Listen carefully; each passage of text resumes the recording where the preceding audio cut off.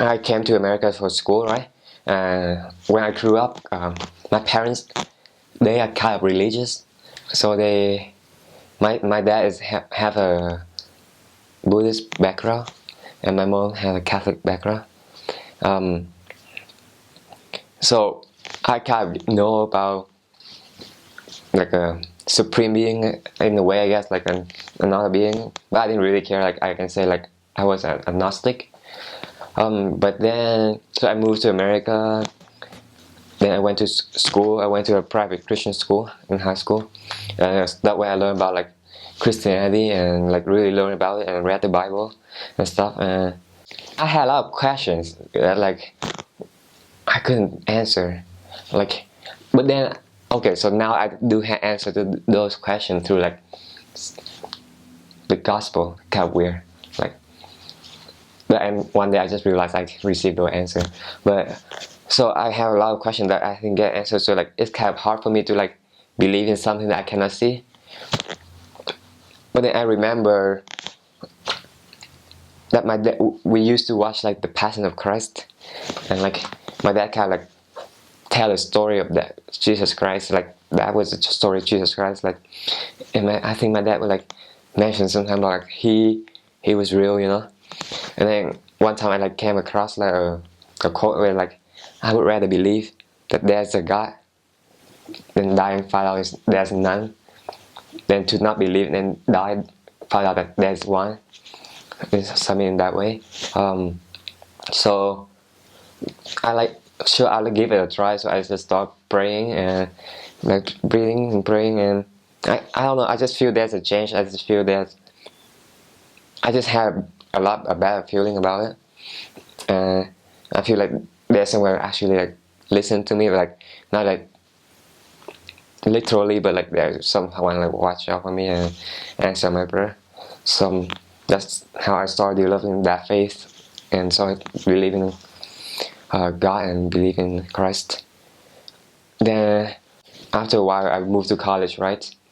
I moved to Washington State to go to college, and somehow I lived with my cousin, and he just happened to be a member of the church. He wasn't very active, but he was a member of the church. And one time, a missionary came over and talk and try to teach his kid to get them baptized. And as a family, we just sit down together, and that when I get to learn about LDS and about the gospel of our church and so of Christ.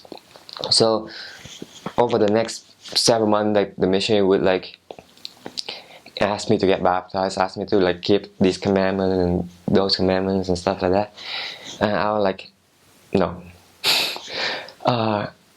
But then there's three things that I did. I read the Book of Mormon, I pray, and I go to church. Then one day I watched the Prophet of the Restoration, and then one day I just sit there and was like, whoa, Joseph Smith died for this.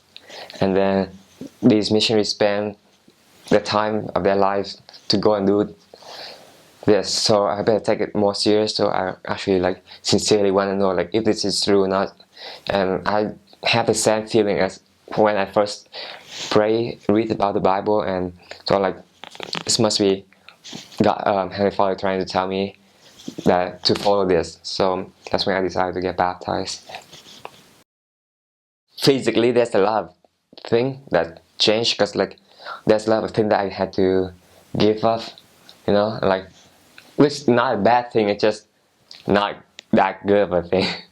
So so I had to give up those things, which now I don't really regret it. So like seeing I don't like have to tie to those things anymore. Like, oh cool, I can have it or I can not have it, and I don't really care.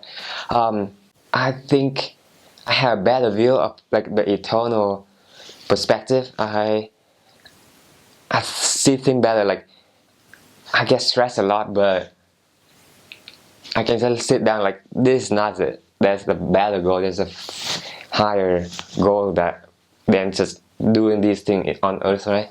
So it like reduce my stress also, and like it's also pretty comfort to know like you actually gonna live again and with your family, because I remember when I was little, sometimes I just like freak out, like, what if I just close my eyes and would never open it again? Like, what's gonna happen? But not no, like, there's a guy and like he loves us and he wants us to come back and live with him.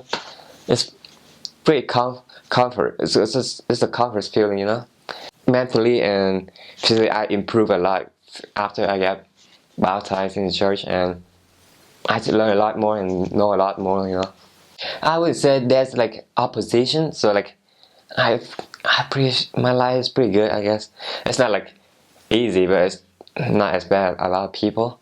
My parents pretty supportive, so the mission was kind of harder because like they expect me to get education and thing, but I think God had a plan for me to do this. So finally it worked out like well. Like they agreed to let me go on a mission, and they were very supportive of that.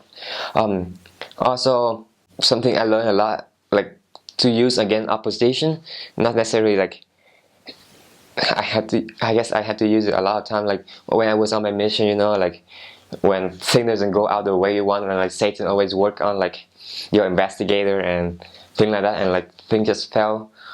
I learned how to use the atonement, you know.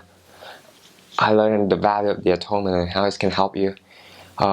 Before the mission, like atonement is like for sinners, but during that time that I served in Los Angeles, I learned how the atonement is for us, for me, for when I couldn't get up anymore, when I couldn't go and knock on that door anymore. I can just apply that atonement and know that Christ went through that, and so He can help me to continue.